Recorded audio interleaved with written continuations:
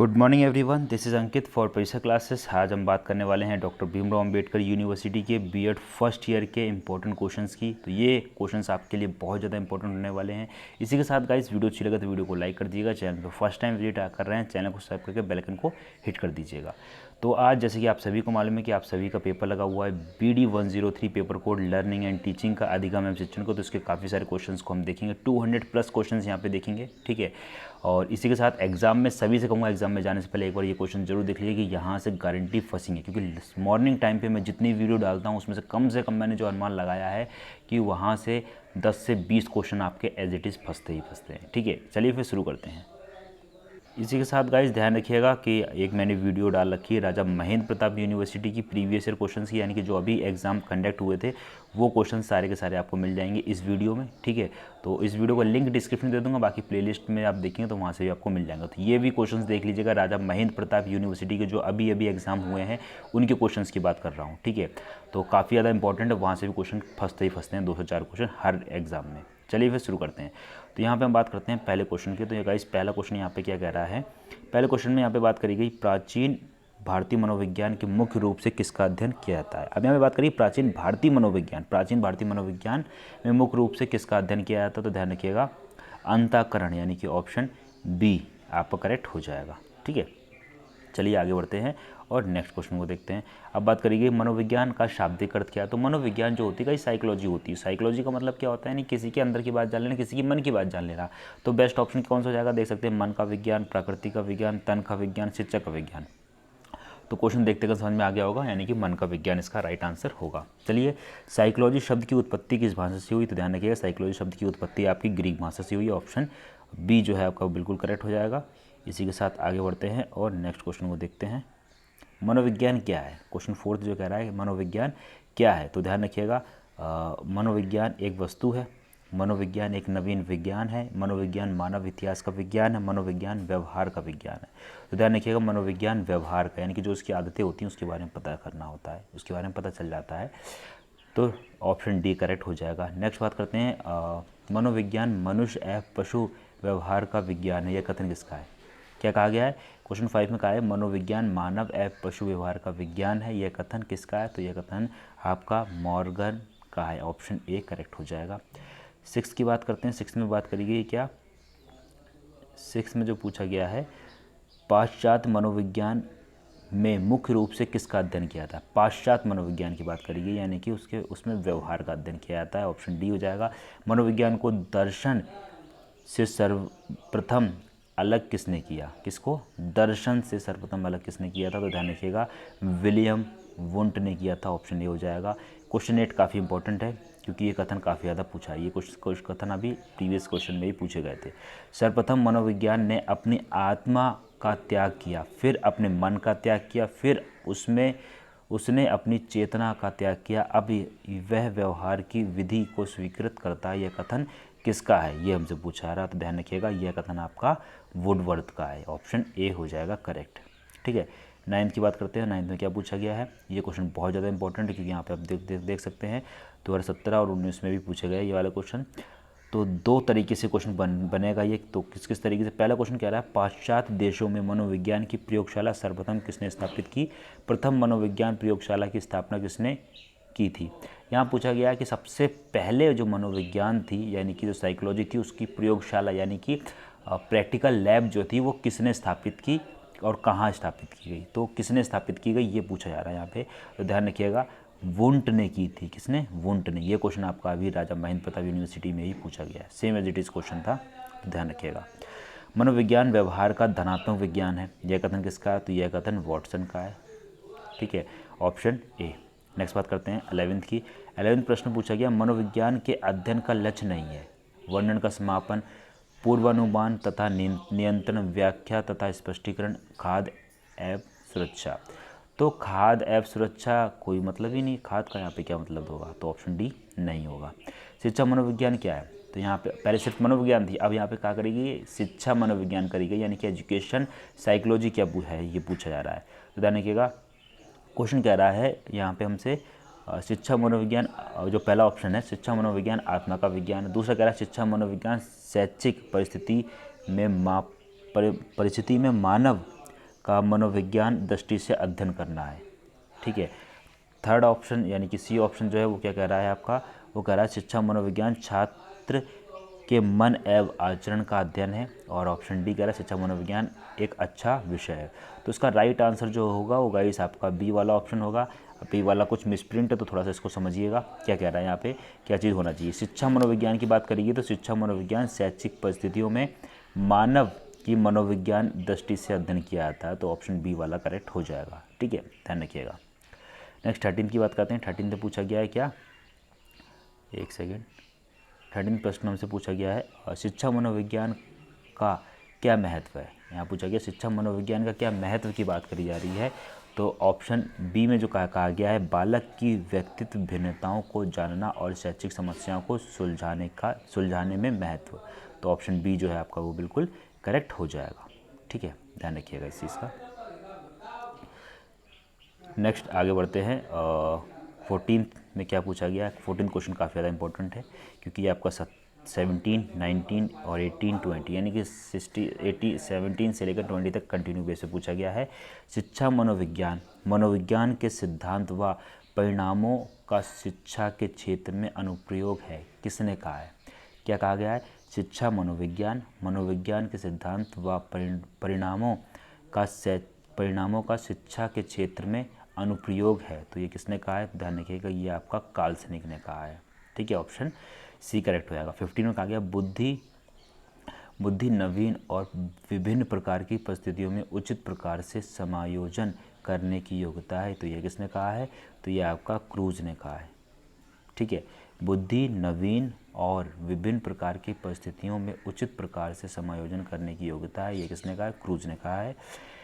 16 में पूछा गया है क्या, 16 में कहा गया सीखने के प्राथमिक नियमों का प्रतिपादन डैश द्वारा किया गया। तो सीखने के प्राथमिक प्रतिपादों का नियम किसके द्वारा किया गया था, तो ये आपका थॉर्नडाइक द्वारा किया गया था। ऑप्शन ए करेक्ट हो जाएगा।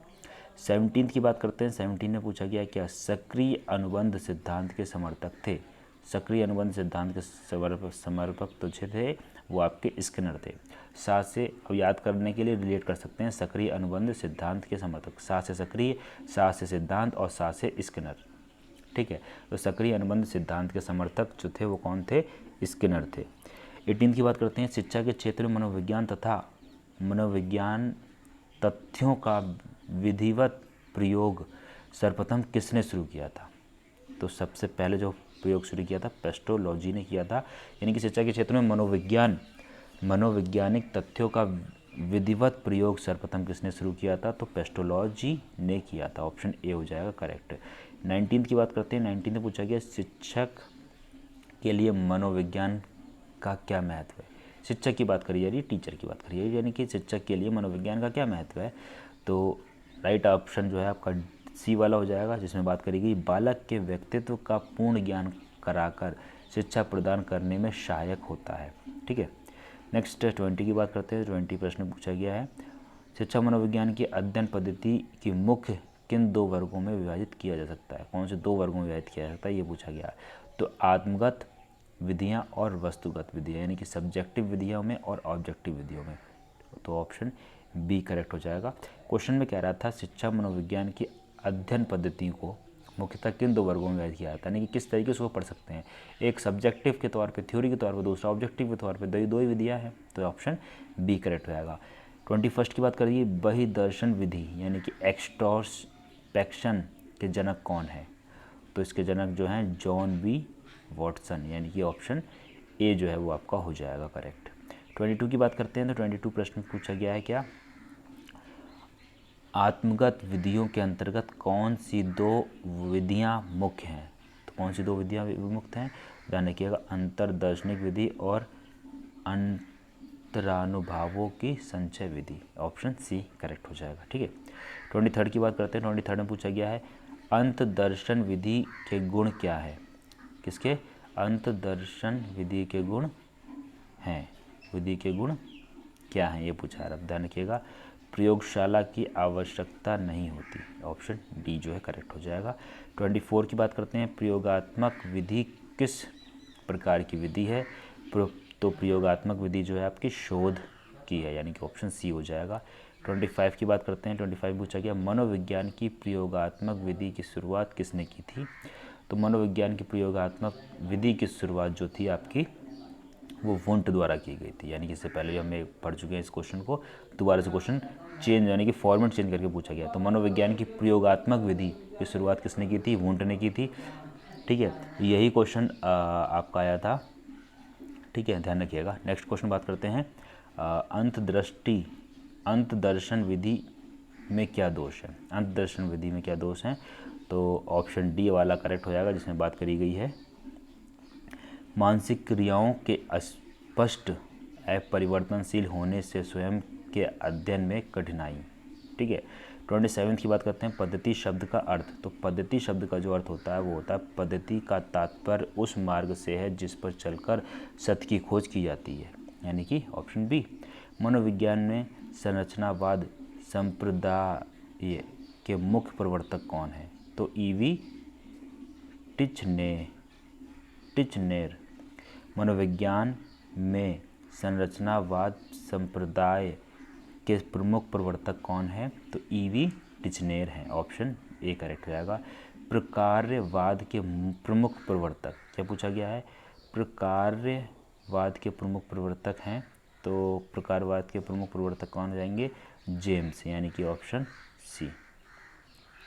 नेक्स्ट 30 की बात करते हैं। तो 30 प्रश्न में क्या पूछा गया, मनोविज्ञान की मनोविश्लेषण विधि का मुख्य प्रतिपादक कौन है, तो फ्रायड, ऑप्शन डी हो जाएगा। मनोविज्ञान किस प्रकार का विज्ञान है, तो मनोविज्ञान आपका विधायक विज्ञान है, ऑप्शन ए। प्रथम मनोविज्ञान प्रयोगशाला की स्थापना कब हुई थी, तो 1879 में हुई थी, ऑप्शन बी। ठीक है, नेक्स्ट 33 की बात करते हैं। प्रथम मनोवैज्ञानिक प्रयोगशाला की स्थापना कहाँ हुई थी, तो सबसे पहली प्रयोगशाला जो हुई थी आपकी वो लिपजिंग में हुई थी। ठीक है, प्रथम मनोविज्ञान प्रयोगशाला की स्थापना कहाँ हुई, लिपजिंग में। नेक्स्ट 34 की बात करते हैं। 34 प्रश्न में क्या पूछा है, किस विधि के कारण मनोविज्ञान को विज्ञान कहा जाता है, किस विधि के कारण मनोविज्ञान को विज्ञान क्या कहा जाता है, तो प्रयोगात्मक यानी प्रैक्टिकल के अकॉर्डिंग, क्योंकि साइंस में प्रैक्टिकल होते हैं और इसमें भी प्रैक्टिकल होता है। 35 की बात करते हैं। युद्ध की दशाओं में सामाजिक व्यवहार अध्ययन के लिए मनोविज्ञान की किस विधि का उपयोग होता है, तो ध्यान रखिएगा ऑप्शन डी स्वाभाविक निरीक्षण। ठीक है, 36 की बात करते हैं। 36 में कहा है जिस समूह में स्वतंत्र चर उपस्थित रहता है उसको कहा जाता है स्वतंत्र चर, उसको बोलते हैं प्रयोगात्मक समूह। 37 में कहा गया प्रयोगात्मक विधि में निम्नांकित में से किसकी कमी पाई जाती है, तो बाह्य वैधता, यानी कि ऑप्शन बी करेक्ट। 38 की बात करते हैं। जिस सर्वे में एक ही प्रतिदर्शन की आवश्यकता अनुसार थोड़े थोड़े समय में कई बार अध्ययन किया जाता है उसको कहा जाता है, तो उसको क्या कहा जाता है ये हमसे पूछा जा रहा है। तो इसका राइट आंसर जो आपका हो जाएगा वो हो जाएगा पैनल सर्वे, ऑप्शन सी। ठीक है, नेक्स्ट 39 की बात करते हैं। 39 कहा गया है निम्नांकित में से कौन से सर्वे को कम से कम समय में संपन्न कर लिया जा सकता है, तो दूरभाषा सर्वे, ऑप्शन ए। 40 में कहा है निम्न किस विधि में एक व्यक्ति प्रयोज्य के बारे में सब कुछ का अध्ययन किया जाता है, सब कुछ का अध्ययन किया जाता है, तो ये आपका हो जाएगा व्यक्तिगत अध्ययन, ऑप्शन सी। 41 की बात करते हैं। 41 में पूछा गया है क्या, प्रयोग का प्रथम महत्वपूर्ण सोपान क्या है, प्रयोग का प्रथम महत्वपूर्ण सोपान जो है वो क्या है, परिकल्पना निर्माण। 42 की बात करते हैं प्रयोग की योजना को क्या कहते हैं, तो प्रयोग की योजना को क्या कहते हैं, प्रायोगिक अभिकल्प। 43 की बात करें प्रतिभाशाली बालक की विशेषता क्या होती है, तो प्रतिभाशाली बालक की विशेषता होती है, पहला ऑप्शन बात करिए तर्क स्मृति कल्पना आदि मानसिक तत्वों का विकास, ठीक है। दूसरा उदार हसमुख प्रवृत्ति के होते हैं, बिल्कुल ठीक है। तीसरा कहा जा रहा है दूसरों के प्रति आदर भाव रखते हैं, बिल्कुल ठीक है, उपयुक्त सभी, तो ऑप्शन डी बेस्ट हो जाएगा, ऑप्शन डी करेक्ट हो जाएगा, ठीक है। 44 की बात करते हैं। तो 44 प्रश्न में क्या पूछा गया, प्रतिभाशाली बालक शारीरिक गठन सामाजिक समायोजन व्यक्ति के गुणों विद्यालय उपलब्धि खेल की सूचनाओं और रुचियों की विविधता में औसत बालकों से श्रेष्ठ होता है, तो यह कथन किसका है, टर्मन एव ओडम का, किसका, टर्मन एव ओडम का, ऑप्शन ए करेक्ट। 45 की बात करते हैं। एक प्रतिभाशाली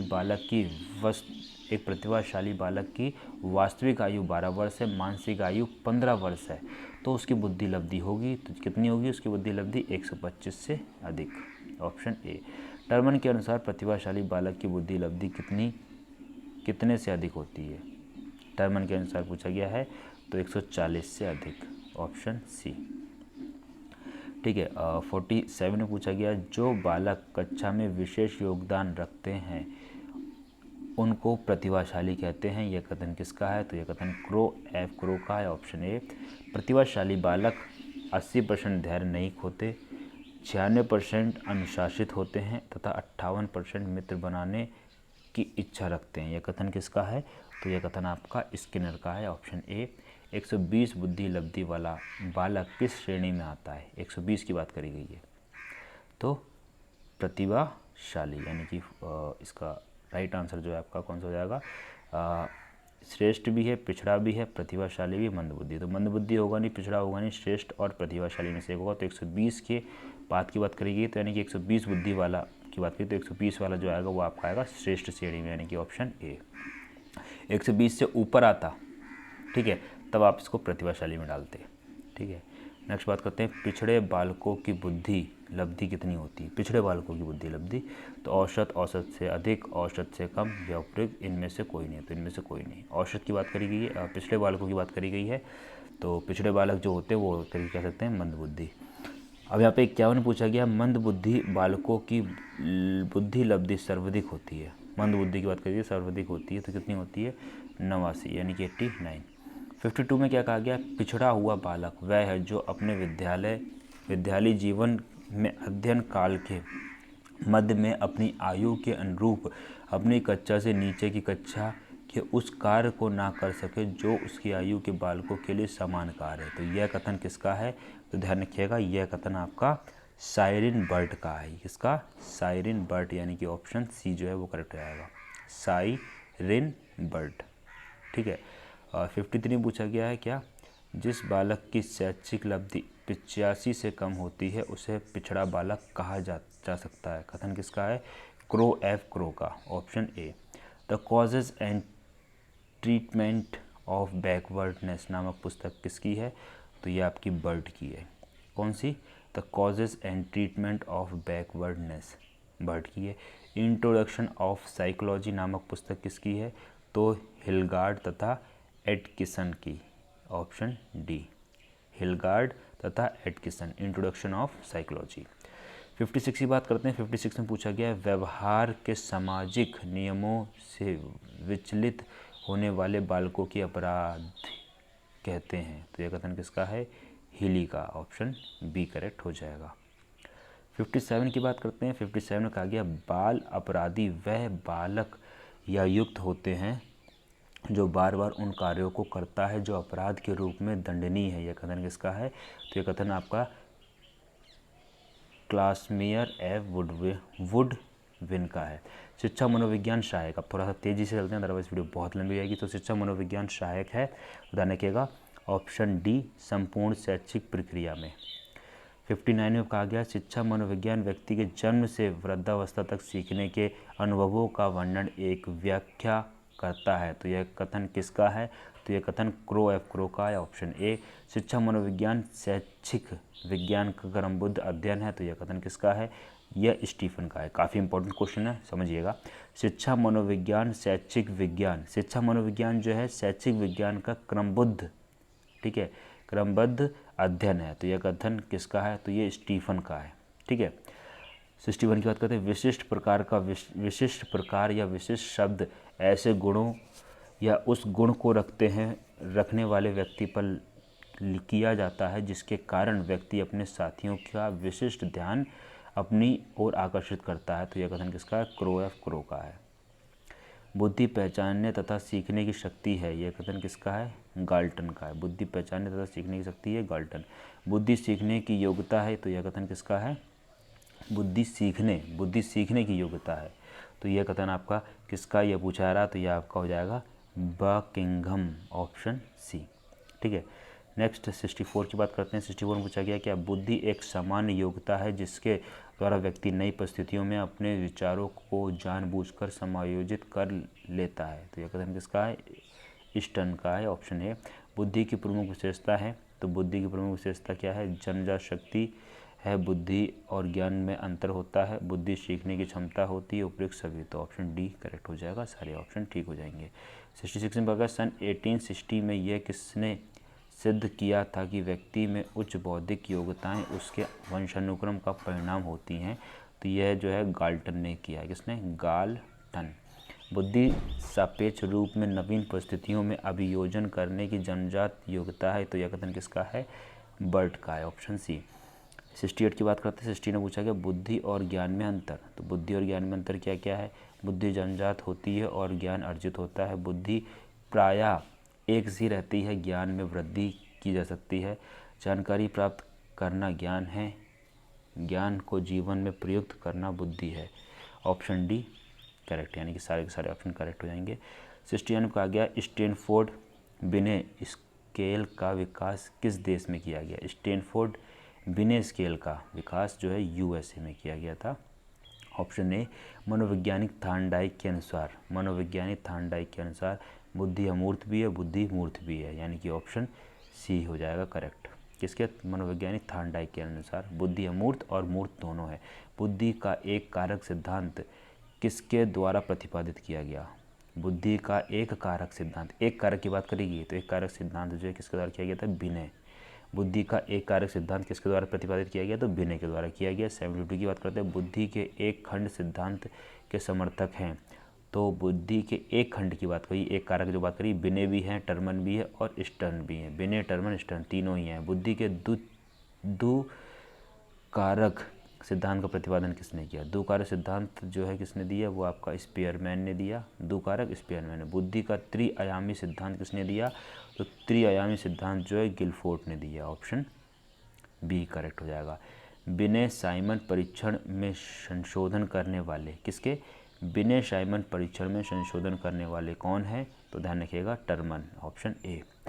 76 की बात करते हैं। तो 76 में क्या है? बुद्धि लब्धि यानी कि आईक्यू का आविष्कार किस वैज्ञानिक ने किया? तो टर्मन ने किया था। बुद्धि लब्धि यानी कि आईक्यू की बात हो रही है, बुद्धि लब्धि तो किसके ने आविष्कार किया? टर्मन ने किया। 125 बुद्धि लब्धि यानी कि आईक्यू वाले किस वर्ग में आते हैं? 125 बुद्धि की बात करेगी तो 125 जो आपका आ जाएगा प्रखर बुद्धि में। किस में? प्रखर बुद्धि, यानी कि ऑप्शन सी। नेक्स्ट बात करते हैं 78 की। 72 पूछा गया मानसिक आयु किसी व्यक्ति के द्वारा प्राप्त विकास की सीमा की वह अभिव्यक्ति है जो उसके कार्यों द्वारा की जाती है तथा किसी आयु विशेष में उसकी अपेक्षा होती है। तो यह कथन किसका है? तो ध्यान रखिएगा यह कथन आपका डॉक्टर भाटिया का है, ऑप्शन ए। 79 की बात करते हैं। भाटिया बैटरी में कुल कितने उप परीक्षण हैं? तो भाटिया बैटरी में कुल कितने उप परीक्षण हैं? तो आपका 5 हैं। ठीक है। एस जलोटा के साधन मानसिक योग्यता परीक्षण 1963 में कुल कितने प्रश्न थे? एस जलोटा के साधारण मानसिक योग्यता परीक्षण में 1963 में कितने प्रश्न थे ये पूछा जा रहा। तो ध्यान रखिएगा 100 प्रश्न थे। ऑप्शन डी करेक्ट हो जाएगा। अब बात करते हैं बुद्धि लब्धि। तो ध्यान रखिएगा बुद्धि लब्धि ज्ञात करने का सूत्र। तो बुद्धि लब्धि ज्ञात करने का जो सूत्र होता है, बुद्धि लब्धि बराबर मानसिक आयु अपॉन वास्तविक आयु इंटू 100। तो राइट आंसर जो है आपका इसमें ऑप्शन 1 हो जाएगा। क्यों? क्योंकि ऑप्शन 1 होने का एक रीज़न है, क्योंकि अभी यहाँ पे मैं आपको एक चीज़ दिखाऊंगा कि यहाँ पे 2 ऑप्शन बिल्कुल सेम हो रहे हैं, तो आप कह रहे होंगे कि ये कौन सा नहीं लगा सकते। ठीक है। अब जैसे मैंने इसमें बात कर ली है, एक सेकेंड, चलिए, जैसे ये आया बुद्धि लब्धि यानी कि आईक्यू बराबर मानसिक आयु यानी कि मेंटल एज अपन वास्तविक आयु यानी क्रोनोलॉजिकल एज इंटू 100। अब आप दूसरा देख रहे होंगे बुद्धि इक्वल टू मानसिक आयु अपन वास्तविक आयु इंटू 100। तो यहाँ पे सिर्फ बुद्धि लिखा है, यहाँ पे बुद्धि लब्धि दोनों होना चाहिए। ठीक है। तो ध्यान रखिएगा इस चीज़ का। सेकंड वाले में सिर्फ बुद्धि लिखा है, यहाँ पे बुद्धि लब्धि नहीं लिखा। तो बुद्धि लब्धि यानी कि आईक्यू बराबर जो होता है MA/CA इंटू 100। तो ध्यान रखिएगा। 82 की बात करते हैं। तो 82 प्रश्न में क्या पूछा गया? यदि एक बालक की वास्तविक आयु 16 वर्ष है और उसकी मानसिक आयु 20 वर्ष है तो उसकी बुद्धि लब्धि कितनी होगी? अब इसको सिंपल से निकालना है।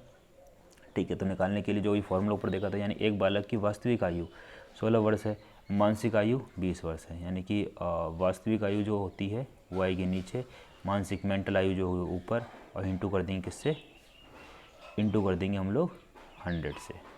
ठीक है। अब क्या करना है, सिंपल से काटना पीटना है। तो किस तरीके से काट सकते हैं, यहाँ पे 16 है तो 4 4 जा 16, 4 5 जा 20, 4 से हम इसको काटेंगे तो 4 से ये कट जाएगा, या कि 4 400 था, 4 2 जा 8, ठीक है, और 4 5 तो 25 इंटू 5, तो ये हो जाएगा आपका कितना 125।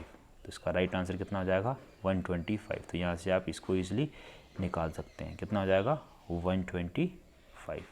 ठीक है, यानी 25 इंटू 5 125। तो ऑप्शन सी जो है वो इसका करेक्ट हो जाएगा। तो इस तरीके से आप इसको निकाल सकते हैं, फॉर्मूला याद होगा तो आप इजीली इस चीज़ को निकाल सकते हैं। ठीक है, यही बात करी गई 83 में। 25 से 46 बुद्धि लब्धि बालक किस श्रेणी के अंतर्गत आते हैं।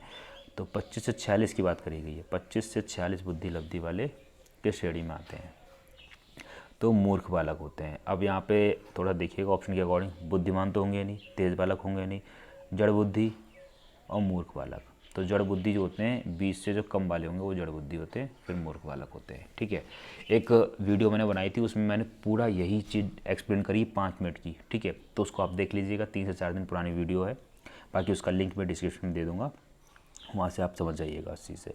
यहाँ से भी एक क्वेश्चन बनने का बहुत ज़्यादा चांसेस है, ध्यान रखिएगा। ठीक है, अति प्रतिभा 84 में पूछा गया हमसे, क्या अति प्रतिभावान बालकों की बुद्धि लब्धि कितनी, यानी कि एक्स्ट्रा ऑर्डिनरी की बात करी जा रही है। ठीक है, तो एक्स्ट्रा ऑर्डिनरी हमारे कहाँ पहुँचेंगे, तो ध्यान रखिएगा, एक्स्ट्रा ऑर्डिनरी की बात करिए, यानी 140 से 169, 140 से 150 के मध्य, 160 से 170 और 130 से 140। तो राइट आंसर जो है आपका हो जाएगा 140 से 169। ठीक है, क्योंकि 140 से ऊपर की रखी ही नहीं है, सबसे कम जो 70 से रखा गया है 70, और सबसे ज़्यादा जो रखा गया है इधर 40 रखा गया है। ठीक है, तो 140 रखा गया है। ठीक है, तो अति प्रतिभाशान बालक जो है कितने हैं, 140 से 169, ऑप्शन ए हो जाएगा। ऑप्शन के अकॉर्डिंग चीज़ों को लगाना पड़ता है, ध्यान रखिएगा। 85 की बात करते हैं, टर्मन के अनुसार प्रतिभाशाली व्यक्तियों की बुद्धि लब्धि कितने से अधिक होती है, टर्मन के अनुसार पूछा गया है, तो 140 से अधिक, ऑप्शन ए हो जाएगा। ठीक है, नेक्स्ट बात करते हैं, सैनफोर्ड बिने बुद्धि परीक्षण प्रश्न कितनी आयु के बच्चों के लिए थे, तो कितनी आयु के बच्चों के लिए थे, 3 से 8 वर्ष, ऑप्शन ए। ऑप्शन 87 में पूछा गया है, पैटर्न ड्राइंग परीक्षण के प्रतिपादक है, किसके, पैटर्न ड्राइंग परीक्षण के प्रतिपादक कौन है, तो डॉक्टर भाटिया। ठीक है, 88 की बात करते हैं, तो 88 प्रश्न में क्या पूछा गया, जलोटा टंडन बुद्धि परीक्षण किस विश्वविद्यालय में मनाया जाता है, तो ये आपका काशी हिंदू विश्वविद्यालय, ऑप्शन ए हो जाएगा। 1927 में सर्वप्रथम किसने सामूहिक बुद्धि परीक्षण के संबंध में सबसे पहले कार्य किया, 1927 में किसने सर्वप्रथम किसने सामूहिक बुद्धि परीक्षण के संबंध में सबसे पहले कार्य किया, तो ये आपका जे मुनरो ने किया, ऑप्शन ए हो जाएगा। 90 की बात करते हैं, 90 पूछा गया, टर्मन मैरिल स्केल का नाम किसने रखा, टर्मन मैरिल स्केल का नाम किसने रखा, तो ध्यान रखिएगा टर्मन ने, ऑप्शन बी करेक्ट हो जाएगा। रेवेंस प्रोग्रेसिव मैट्रिक्स में कितने रूप हैं, किसके, रेवेंस प्रोग्रेसिव मैट्रिक्स में कितने रूप हैं, तो ध्यान रखिएगा 3 रूप हैं। 12 से 16 वर्ष के बालकों के लिए हिंदी में डॉक्टर एस जलोटा ने कौन सा प्रशिक्षण प्रतिपादन किया, तो कौन सा प्रशिक्षण प्रतिपादित किया था, तो ध्यान रखिएगा पेंटर्स ड्राइंग। ठीक है, डॉक्टर एस जलोटा। और 93 की बात करते हैं, परीक्षा बैटरी सर्वप्रथम किसने निर्मित की थी, परीक्षा बैटरी सर्वप्रथम किसने निर्मित की थी, तो कार्लसनिक एव ड्रेवर ने। और 94 की बात करते हैं, व्यक्तित्व बुद्धि परीक्षण के प्रारंभिक निर्माता हैं, किसके, व्यक्तित्व बुद्धि परीक्षण के प्रारंभिक निर्माता तो बिने और साइमन। 95 की बात करते हैं, 95 में सृजनात्मक मौलिक परिणाम को अभिव्यक्त करने की मानसिक प्रक्रिया है, तो यह कथन किसका है? तो यह कथन आपका क्रो का है। सृजनात्मकता मुख्यतः नवीन रचना या उत्पादन में होती है, तो यह कथन किसका है? तो यह कथन आपका ड्रेवर का है, ऑप्शन सी। 97 की बात करते हैं। सृजनात्मकता से तात्पर्य है, तो यह व्यक्ति में नए कार्य करने की क्षमता और शक्ति है। सृजनात्मकता ही है जो व्यक्ति को बनाती है उच्च कोटि का, तो सृजनात्मकता यानी कि साहित्यकार, ऑप्शन बी। सृजनात्मकता की मुख्य पहचान क्या है? तो सृजनात्मकता की जो मुख्य पहचान है ये हमसे पूछी जा रही है, तो नव सृजन यानी कि ऑप्शन डी। 100 की बात करते हैं और इसी के साथ गाइस वीडियो को एक बार जल्दी से शेयर करके और वीडियो को लाइक कर दीजिएगा, क्योंकि 100 क्वेश्चंस कंप्लीट कर चुका हूँ, वो भी 30 मिनट्स में। सृजनात्मकता की विशेषता नहीं है। अब पूछा गया सृजनात्मकता की विशेषता नहीं है, तो पहला मौलिकता, नवीनता, उपयोगिता या केंद्रानुमुखता। तो बेस्ट ऑप्शन जो है आपका हो जाएगा ऑप्शन डी यानी कि केंद्रानुमुखता। सृजनशील छात्र के गुण। अब यहाँ पूछा गया सृजनशील छात्र के गुण कौन कौन से होते हैं? पहला ध्यान, एकाग्रता, समायोजनशील, उच्च स्तर की विशेष कल्पना शक्ति, या ऑप्शन डी उपयुक्त सभी। ठीक है। 102 सृजनात्मकता में किस तत्व का योग नहीं है? किस तत्व का योग नहीं है? तो ध्यान रखिएगा बनावटीपन का नहीं, बाकी सारी चीज़ों का है। सहचार भी है, लोच व निस्त्रता भी है, आदर्श क्षमता भी है। 103 की बात करते हैं। सृजनात्मकता का मुख्य तत्व क्या है? सृजनात्मकता का मुख्य तत्व जो है मौलिकता भी है, सृजनात्मकता उत्पादन भी है, पुनः परिभाषीकरण भी है, उपयुक्त सभी, ऑप्शन डी करेक्ट हो जाएगा। निम्न में से कौन सा सिद्धांत सृजनात्मकता के बारे में नहीं है? कौन सा नहीं है ये पूछा गया, तो प्रतिष्ठावान नहीं है, बाकी सहचर्यवाद भी है, समग्रवाद भी है, मनोविश्लेषणवाद भी है। सृजनात्मकता परीक्षण कितने प्रकार के होते हैं? तो ध्यान रखिए सृजनात्मकता परीक्षण आपके 3 प्रकार के होते हैं। ठीक है, चलिए आगे बढ़ते हैं। 106 की बात करते हैं। बाकर मेहंदी के शाब्दिक सृजनात्मकता चिंतन परीक्षण में कितने शाब्दिक उप परीक्षण हैं? तो 4 उप परीक्षण हैं। यदि एक बालक की वास्तविक आयु 10 वर्ष है, मानसिक आयु 13 वर्ष है, तो उसकी बुद्धि लब्धि आयु क्या होगी? वही क्वेश्चन है। तो क्या पूछा गया? एक बालक की वास्तविक आयु जो है कितनी है? 10 वर्ष है, मेंटल आयु 13 वर्ष है, तो क्या करेंगे 13/10 गुणा 100, 0 से 0 गया, 13 गुणा 10 यानी कि हो जाएगा 130। तो यहाँ से निकाल लिया, तो राइट आंसर आपका कौन सा हो जाएगा? Option B. ठीक है, नेक्स्ट बात करते हैं 108 की। यदि एक बालक की कालक्रमिक आयु 12 वर्ष तथा मानसिक आयु 15 वर्ष, तो उसकी बुद्धि लब्धि आयु कितनी होगी? बुद्धि लब्धि गुणांक कितना होगा? तो 125 वर्ष होगा। आप कैसे निकालेंगे? सेम चीज़ वही है। यहाँ कहा गया एक बालक, यदि एक बालक की कालक्रमिक आयु 12 वर्ष तथा मानसिक आयु 15 वर्ष। कालक्रमिक का मतलब ही वही है, कोई मतलब नहीं होगा, नॉर्मल उसी तरीके से निकालेंगे। मानसिक आयु कितनी है? 15 है। कालक्रमिक आयु यानी कि वास्तविक आयु की बात करिए 12 है, और गुणा 100। ठीक है, 3 पंजे 15, 3 चौक 20, 4 एकम 4, ये हो गया 25, 25 गुणा 5 यानी कि 125। ठीक है, नेक्स्ट बात करते हैं 109 की। सृजनात्मक बालक के गुण हैं। तो सृजनात्मक बालक के गुण कौन से हैं? तो ध्यान रखिएगा, विनोद प्रवृत्ति भी है, समायोजनशीलता भी है, सौंदर्यात्मक विकास भी है, और उपयुक्त सभी यानी कि ऑप्शन डी भी है। ठीक है, 110 की बात करते हैं। बुद्धि वह शक्ति है, बुद्धि वह शक्ति है जो हमको समस्याओं का समाधान करने और उद्देश्यों को प्राप्त करने की क्षमता देती है। तो यह कथन किसका है?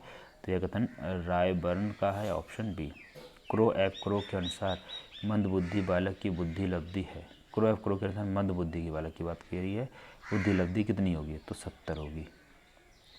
ठीक है, क्रो के अनुसार 70। आर्मी अल्फा टेस्ट का निर्माण हुआ, तो आर्मी अल्फा टेस्ट का निर्माण अमेरिका में हुआ। अधिगम से अभिप्राय है, अधिगम से अभिप्राय यानी कि सीखना। ठीक है, ऑप्शन ए। 114 की बात करते हैं। 114 में कोई कहा गया है, व्यवहार में कोई परिवर्तन जो अनुभवों का परिणाम है, जिसमें फलस्वरूप व्यक्ति आने वाली स्थितियों का भिन्न प्रकार से सम्मान करता है, अधिगम कहलाता है। तो यह कथन किसका है? यह कथन आपका हो जाएगा प्लेयर जोन्स और सिम्पसन का, ऑप्शन बी करेक्ट। नवीन ज्ञान तथा नवीन प्रक्रिया का अर्जन करने की प्रक्रिया अधिगम प्रक्रिया है, तो यह कथन किसका है? यह कथन आपका वुडवर्थ का है। ठीक है, ऑप्शन सी। 116 की बात करते हैं, सीखना व्यवहार में उत्तरोत्तर सामंजस्य की प्रक्रिया है, तो यह कथन किसका है? यह कथन क्रॉनबेक का है, क्रॉनबेक। 117 की बात करते हैं, अधिगम एक प्रक्रिया है जिसकी विशेषता होती है, तो इसकी विशेषता क्या होती है? सार्वभौमिकता एवं निरक्षरता, ऑप्शन सी। 118 की बात करते हैं, अधिगम एवं सार्वभौमिक प्रक्रिया होती है, अधिगम एवं सार्वभौमिक प्रक्रिया होती है, तो यह कैसी प्रक्रिया है? सभी प्राणियों में पाई जाती है, ऑप्शन सी। 19 की बात करते हैं, सीखना वह प्रक्रिया है जिसमें किसी नई क्रिया का जन्म होता है अथवा सामने आई हुई परिस्थिति के अनुकूल उसमें उचित परिवर्तन किया जाता है, तो यह कथन किसका है? तो यह कथन आपका A.R. हिलगार्ड का है, ऑप्शन बी। सीखने के कौन कौन से प्रकार हैं? तो सीखने के गामक भी है, निर्देशात्मक भी है, ज्ञानात्मक भी है, उपयुक्त सभी, तो ये सारे के सारे ऑप्शन हो जाएंगे करेक्ट। ठीक है, चलिए इसी के साथ आगे बढ़ते हैं और बात करते हैं व्यवहार के कारण व्यवहार में परिवर्तन ही सीखना है, तो यह कथन किसका है? तो यह कथन आपका गिलफोर्ड का है, यानी कि ऑप्शन ए। किसका है? गिलफोर्ड। ठीक है, नेक्स्ट बात करते हैं, कौन सा कारक अधिगम को प्रभावित करता है? तो कौन सा कारक अधिगम को प्रभावित करता है? तो ध्यान रखिएगा, पहला है प्रेरणा, दूसरा है वातावरण, तीसरा है संवेगात्मक, और चौथा है उपयुक्त सभी, तो यानी उपयुक्त सभी, यानी कि ऑप्शन डी करेक्ट हो जाएगा। तो कौन प्रभावित करता है? प्रेरणा, संवेगात्मक, वातावरण, सारे के सारे अधिगम को प्रभावित करते हैं। अधिगम की क्रिया का सर्वाधिक प्रभावी कारक कौन सा? सर्वाधिक प्रभावी कारक जो है वो उद्देश्य की प्रबलता। 124 की बात करते हैं, अनुभव एवं प्रशिक्षण द्वारा व्यवहार परिवर्तन को अधिगम कहते हैं, यह कथन किसका है? तो यह कथन आपका गेट्स का है, ऑप्शन ए। 125 की बात करते हैं, शिक्षक को सीखने की क्रिया को कुशलतापूर्वक संचालित करने के लिए किस विधि का प्रयोग करना चाहिए? तो किस विधि का प्रयोग करना चाहिए? आवश्यकता अनुसार उपयुक्त विधियों में से किसी एक का। 126 संवेदनात्मक अधिगम द्वारा सीखा जाता है, तो उपयुक्त सभी, यानी कि बोलना भी संवेगात्मक अधिगम द्वारा, अनुकरण भी, और साइकिल चलाना भी, यानी कि सीखना। 127 की बात करते हैं, सीखने के प्राथमिक नियमों का प्रतिपादन डैश द्वारा किया जाता है, तो थॉर्नडाइक, सीखने के प्रतिपादन थॉर्नडाइक द्वारा, ऑप्शन ए। सीखने के नियम कौन कौन से हैं? तो सीखने के नियम जो हैं आपके, ध्यान रखिएगा, आत्मीकरण सिद्धांत, बहुप्रतिक्रिया का सिद्धांत और आंशिक क्रिया का सिद्धांत, ये सारे के सारे ऑप्शन डी करेक्ट हो जाएगा। 129 शिक्षण अधिगम प्रक्रिया के मुख्य अंग कितने होते हैं? तो शिक्षण अधिगम प्रक्रिया के जो मुख्य अंग होते हैं वो आपके 5 होते हैं, यानी कि ऑप्शन डी करेक्ट हो जाएगा। 130 की बात करते हैं, अनुकरण सिद्धांत के द्वारा बालक में क्या विकास किया जाता है? तो अनुकरण सिद्धांत में क्या विकास किया जाता है? सिद्धचरित, सद्व्यवहार, सीखने के वक्र रेखाओं के प्रकार में से है, सीखने के वक्र रेखाओं में से हैं, तो सीखने का, यानी कि एस प्रकार की रेखा। 132 अधिगम के प्रयास एवं त्रुटि का प्रतिपादन किसने किया? किसकी बात करी जा रही है? अधिगम के प्रयास एवं त्रुटि का प्रतिपादित किसने किया, ये हमसे पूछा रहा, तो ये आपका थॉर्नडाइक द्वारा, यानी कि ऑप्शन ए करेक्ट हो जाएगा। 133 अधिगम के अभ्यास के नियम का आशय है, तो किसी बात को व्यवहार में लाना। अधिगम के प्रत्यय को भूल विधि का निम्नलिखित में से किसने पहले प्रयोग किया? भूल विधि, तो थॉर्नडाइक, ऑप्शन डी। 135 निष्पत्ति बराबर योग्यता प्लस अभिप्रेरणा किसने कहा है? तो ये आपका स्किनर ने कहा है। सक्रिय अनुबंध सिद्धांत, सक्रिय अनुबंध सिद्धांत यानी कि कंडीशनल रेस्पॉन्स थ्योरी किसने दी है? पावलॉक। सक्रिय अनुबंध सिद्धांत पावलॉक। सक्रिय अनुबंध सिद्धांत ऑपरेंट कंडीशनल थ्योरी किसने दी है? स्किनर। ठीक है, तो सक्रिय अनुबंध सिद्धांत पावलॉक और सक्रिय अनुकूलन सिद्धांत सक्रिय अनुबंध सिद्धांत जो है पावलॉक ने, और सक्रिय अनुकूलन सिद्धांत जो है स्किनर ने। ठीक है, नेक्स्ट बात करते हैं 138 अधिगम के क्षेत्र में फील्ड थ्योरी के प्रवर्तक। फील्ड थ्योरी यानी कि अधिगम के क्षेत्र में क्षेत्र सिद्धांत जो है लेविन।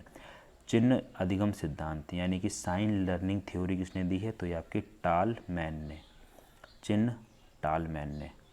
ठीक है, हम करके सीखते हैं किसने कहा है, यानी कि प्रयास करके सीखते हैं, तो ये आपका डॉक्टर मेस ने कहा है। 141 के निम्न में से किसने सूझ के सिद्धांत का जन्म दिया। सूझ के सिद्धांत यानी कि गेस्टाल्टवादी। सूझ के सिद्धांत यानी कि इनसाइट थ्योरी से किस में लाभ पहुंचाता है। सूझ के सिद्धांत यानी कि सौंदर्य बोध का विकास सृजन कार्य में और बालकों की समस्याओं को सुलझाने में, यानी कि ऑप्शन डी करेक्ट हो जाएगा उपयुक्त सभी। 143 अंतर्दृष्टि या सूझ सिद्धांत के जनक कौन है, तो ये आपके कोहलर है, ऑप्शन बी। नेक्स्ट बात करते हैं 144 पावलव ने प्रसिद्ध अनुबंध का प्रयोग किस पर किया है, तो ये इन्होंने पावलव ने कुत्ता पे किया था, ऑप्शन ए करेक्ट हो जाएगा। ये आपका राजा महेंद्र प्रताप यूनिवर्सिटी में पूछा गया है। सीखने के उद्दीपन अनुक्रिय सिद्धांत के प्रमुख प्रतिपादक कौन है, तो ये आपके थॉर्नडाइक हो जाएंगे। पावलॉक ने शास्त्रीय अनुबंध सिद्धांत का प्रयोग सर्वप्रथम किस पर किया था, तो कुत्ते पर किया था। पावलॉक ने शास्त्रीय अनुबंध सिद्धांत कुत्ते पर। पावलॉक ने अपने अधिगम सिद्धांत को किस रूप में प्रस्तुत किया है, ध्यान रखिए अनुबंध प्रत्यावर्तन सिद्धांत, ऑप्शन ए। ठीक है, नेक्स्ट 148 की बात करते हैं। 148 में क्या पूछा गया, थॉर्नडाइक द्वारा प्रतिपादित सीखने के मुख्य नियम कितने हैं, तो मुख्य नियम कितने हैं, ऑप्शन बी यानी कि 3।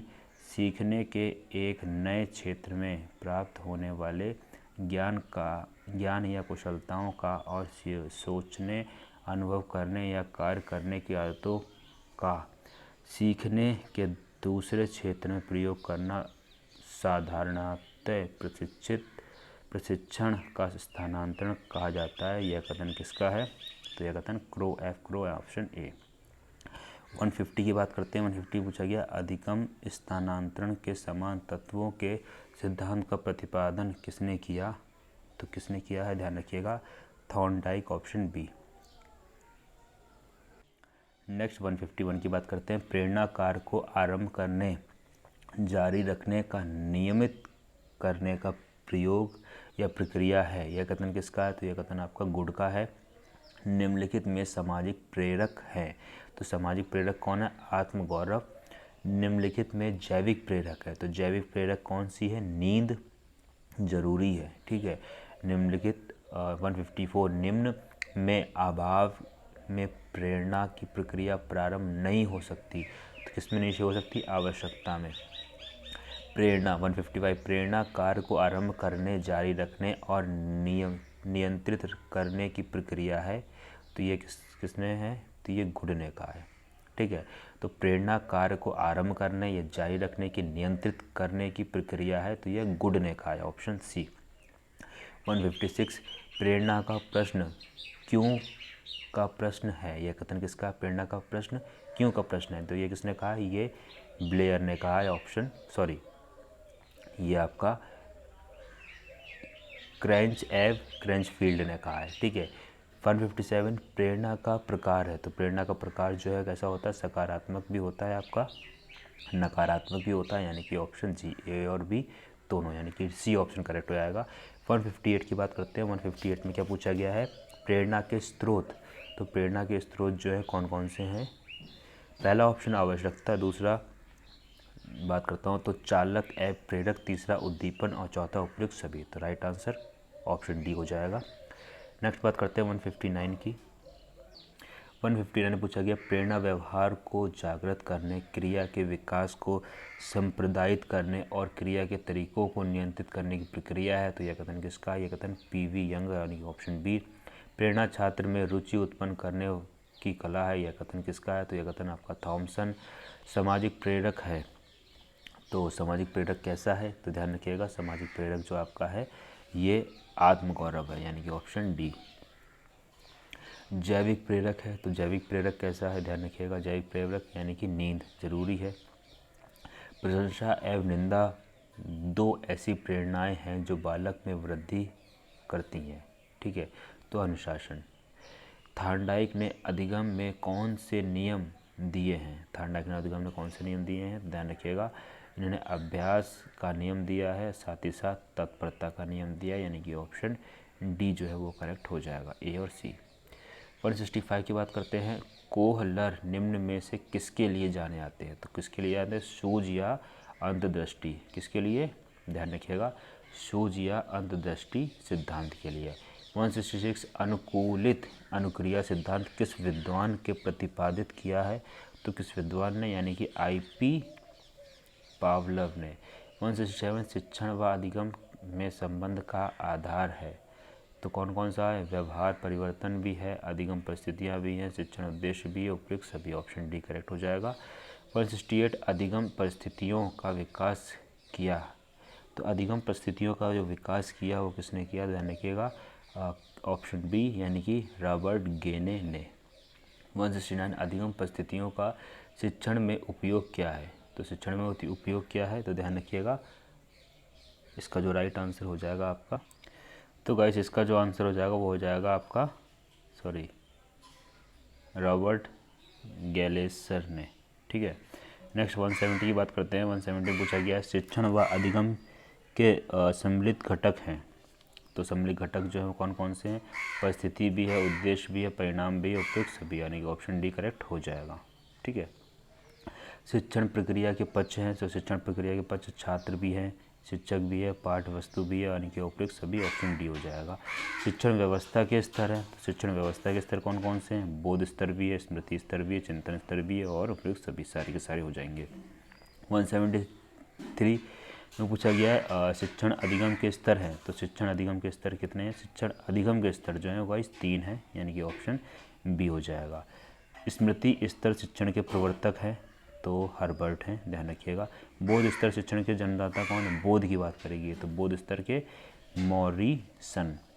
नेक्स्ट बात करते हैं 176 में पूछा गया है क्या, चिंतन स्तर शिक्षण के प्रवर्तक हैं, चिंतन स्तर के प्रवर्तक हैं, तो हंट। बोध स्तर की शिक्षण व्यवस्था को कितने भागों में बांटा गया है, तो ध्यान रखिएगा 5 भागों में बांटा गया है। स्मृति स्तर शिक्षण अधिगम है, स्मृति स्तर शिक्षण अधिगम है, तो ये आपका विचारहीन, ऑप्शन बी।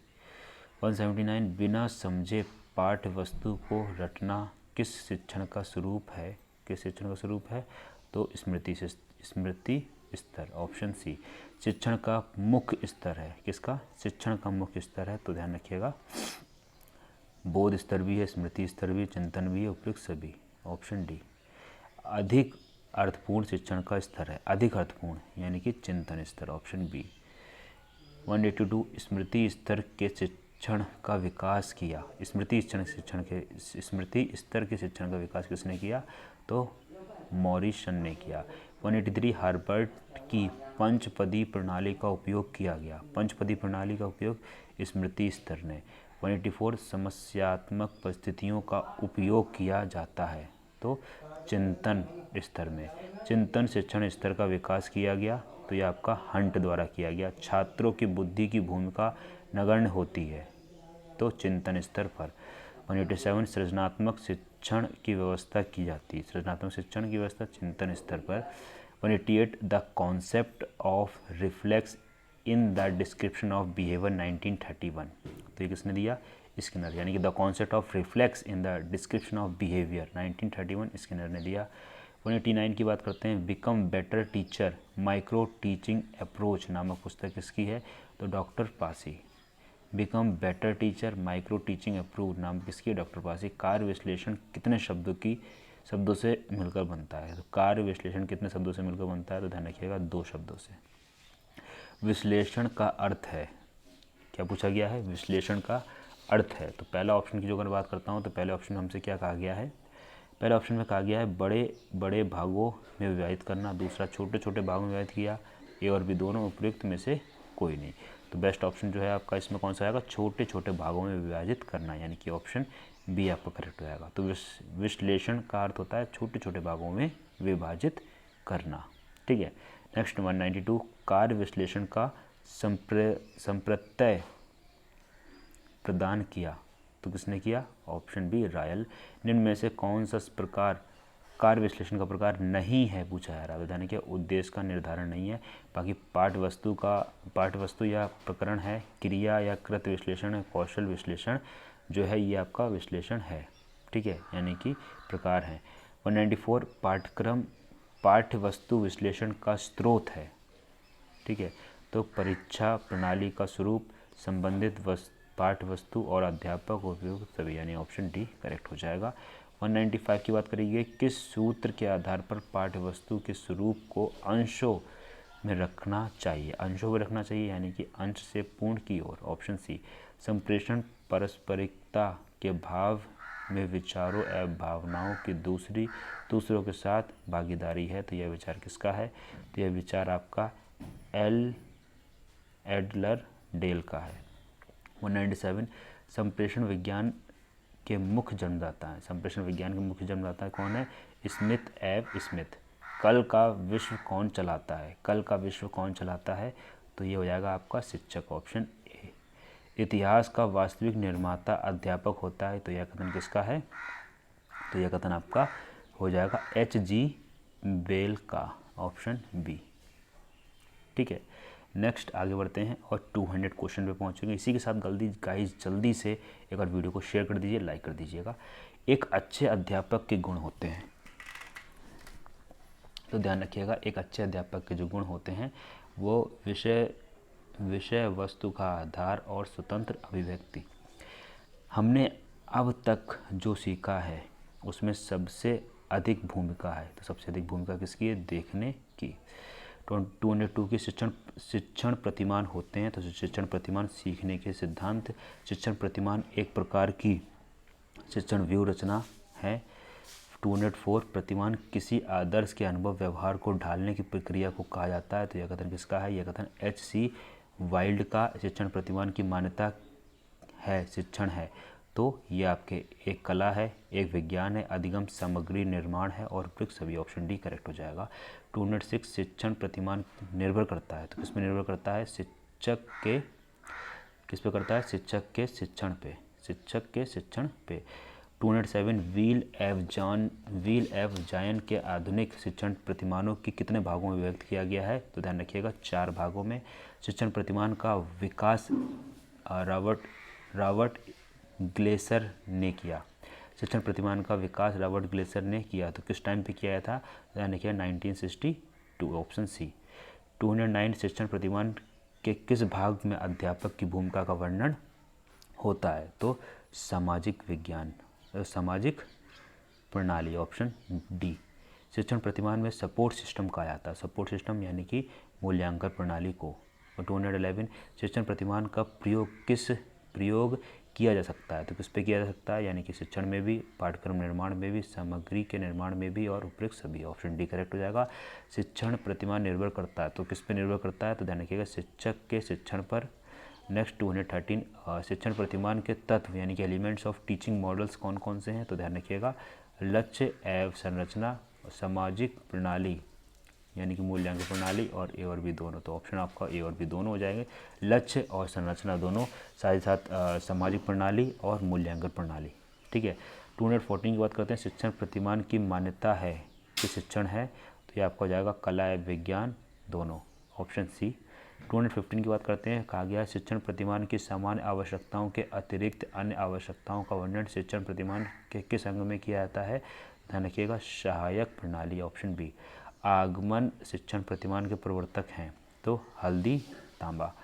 217 परंपरागत शिक्षण प्रतिमान के प्रवर्तक हैं, तो ऑप्शन ए हो जाएगा यानी कि जय सूट। 218 की बात करते हैं, अग्रिम व्यवस्थापक अथवा प्रगत संगठनात्मक प्रतिमान के प्रवर्तक हैं, तो आशु बेल। अग्रिम व्यवस्थापक प्रतिमान किस परिवार से संबंधित हैं? तो ऑप्शन बी सूचना प्रक्रिया स्रोत। 220 सामाजिक प्रणाली की दृष्टि से अग्रिम व्यवस्था प्रतिमान है, तो माध्यमिक संरचित। अर्थपूर्ण सीखने के सिद्धांत के प्रतिपादकर्ता हैं? तो आशुबेल। प्रत्यय निष्पादित प्रतिमान किस वर्ग से संबंधित हैं? तो सूचना सक्रिय स्रोत, ऑप्शन बी। 223 विद्यार्थी की संज्ञानात्मक रचनाओं की प्रभावी बनाने के लिए प्रयुक्त किया जाता है, ऑप्शन बी अग्रिम व्यवस्थापक प्रतिमान। संज्ञानात्मक संरचना का विकास करना प्रमुख उद्देश्य है, तो ये हो जाएगा अग्रिम व्यवस्थापन प्रतिमान का। 225 एक तंत्रात्मक शिक्षण व्यवस्था होती है, तो यह हो जाएगी आपकी अग्रिम व्यवस्थापक प्रतिमान, ऑप्शन बी। ठीक है। प्रच्छ प्रशिक्षण अधिगम अथवा पूछताछ प्रशिक्षण प्रतिमान के प्रवर्तक हैं, तो सचमैन। प्रच्छ प्रशिक्षण प्रतिमान का प्रथम पद है, तो प्रच्छ प्रक्रिया का अभिविन्यास। 228 प्रभावी अधिगम प्रतिमान के प्रवर्तक हैं, तो ध्यान रखिएगा ब्लूम। व्यक्तिगत भिन्नताओं को सर्वाधिक महत्वपूर्ण दिया जाता है, तो अग्रिम व्यवस्थापक प्रतिमान में। समस्त ज्ञान अनुमानित है, यह मान्यता है। समस्त ज्ञान अनुमानित है, यह मान्यता किसकी है? तो ध्यान रखिएगा प्रच्छ प्रशिक्षण प्रतिमान की, यानी कि ऑप्शन बी। 231 की बात करते हैं।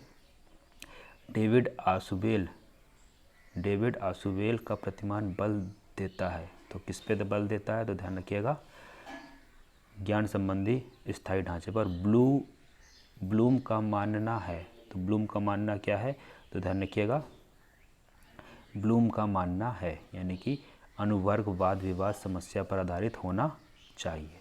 233 समस्त ज्ञान अनुमादित या टेंटेटिव होता है, यह मान्यता किसकी है? तो प्रच्छ प्रशिक्षण प्रतिमान की। प्रच्छ प्रतिमान उपयोगी है, तो किस पे उपयोगी होगा? यानी कि प्रतिदिन की समस्याओं को हल करने, वैज्ञानिक विषयों के अध्ययन में और खोजपूर्ण प्रश्न पूछने की योग्यताओं के विकास के उपयुक्त। सभी डी करेक्ट हो जाएगा। एक तंत्रात्मक शिक्षण व्यवस्था होती है, तो ये आपके हो जाएगा अग्रिम व्यवस्थापन प्रतिमान में।